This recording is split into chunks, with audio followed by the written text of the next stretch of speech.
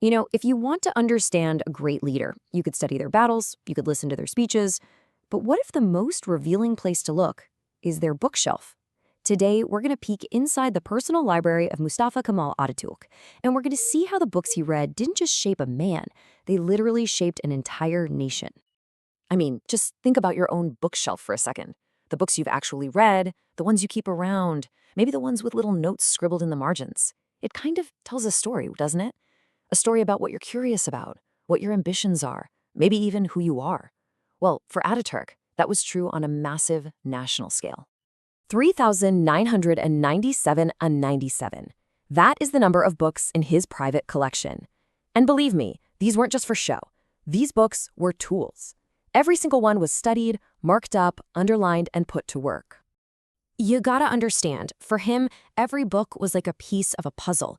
It was a potential lesson in how to run a country, how to win a war, how to build a culture, or how to understand history.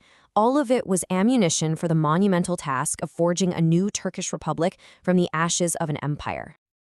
All right, so here's how we're going to do this. To really get inside the mind of this nation builder, we're going to tour his library. We'll start with the soldier, then we'll look at the statesman, after that, the cultural architect, and finally, we'll look at the man himself, the lifelong student behind it all. Okay, so first up, the commander. Long before he was a president, Ataturk was a soldier, and a brilliant military strategist at that. But his library shows us that his military genius wasn't just some innate gift. No, it was earned, it was studied. I mean, the man read everything. On one hand, you have these grand, sweeping histories of Europe, so he could understand the continent's major conflicts. And on the other, you've got super specific, tactical accounts of battles, like Gallipoli, where he would later make his name. It's like he was studying both the forest and the trees of warfare. And this is so important. He studied his neighbors. To navigate the incredibly complex geopolitics of the region, he knew he had to understand the history of major powers like Russia, their ambitions, their strategies. For him, knowledge was the absolute first line of defense. Okay, so winning a war of independence is one thing, but building a modern republic from the ground up, that is a whole different ballgame. And where did he turn for the blueprint? Yep. Right back to his books. He absolutely devoured histories of the French Revolution. And it makes sense, right? It was the ultimate case study in how to dismantle an old monarchical order and then try to build something totally new, secular, and based on the will of the people. And this is where it gets really incredible. We don't have to guess what was going through his mind, because we can see it right here in his own handwriting. Right next to a passage describing a huge decision by the French National Assembly, he jots down this sharp, focused little note.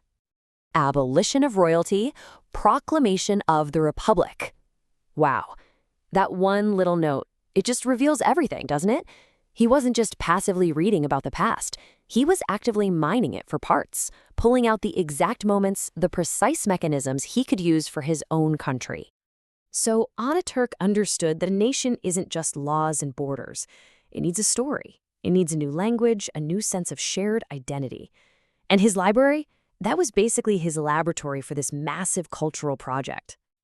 So he kind of attacked this on two fronts. On one side, you have the language reform. He was personally studying linguistics and etymology to help create a modernized Turkish language. And on the other, he was digging deep into history, searching for the ancient, pre-Islamic roots of the Turkish people. And just look at how far he was willing to go with this. I mean, this search took him all the way to Central Asian history, where he studied ancient Chinese and Uyghur texts, trying to trace the story of his people back to their absolute origins. But this relentless search for an identity meant that no stone was left unturned. And, well, it seems like no theory was too out there to at least consider, which leads to one of the most surprising finds in his entire collection. Yep. You're seeing that right. The lost continent of Mu. He was actually reading theories, what we now see as pseudoscience, that proposed some lost continent in the Pacific was the cradle of all civilization, where Turks might have originated. It just shows a mind that was voracious, completely open, and willing to explore literally every single possibility in his quest. All right, so beyond the commander and the statesman, what does the library tell us about the man himself? Well, it reveals someone with this just boundless curiosity about, well, pretty much everything. I mean, just take a look at the sheer range here. You've got French drama, Shakespearean tragedies about political power, travel guides to Italy, and histories of empires, including his own. His intellectual diet was just all over the map in the best possible way. And he didn't shy away from the tough stuff either. He read some really challenging and, frankly, controversial books for his time. Now, reading a book like this wasn't about agreeing with it. It was about understanding the dangerous and influential ideologies that were shaping the 20th century world he had to navigate. But maybe nothing shows the lifelong student in him more than this simple little detail. Right here, in an English dictionary, you have the founder of a nation just diligently practicing his handwriting and his vocabulary. It's such a simple human moment, but it speaks volumes, doesn't it? So when you step back and look at his library as a whole, one thing becomes crystal clear. Leaders are built, not born. The mind that imagined modern Turkey wasn't just a product of some random genius. It was constructed, piece by piece, book by book.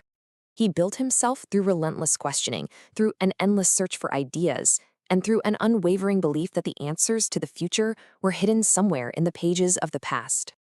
So, in the end, Ataturk's library wasn't just a room full of books. It was a blueprint.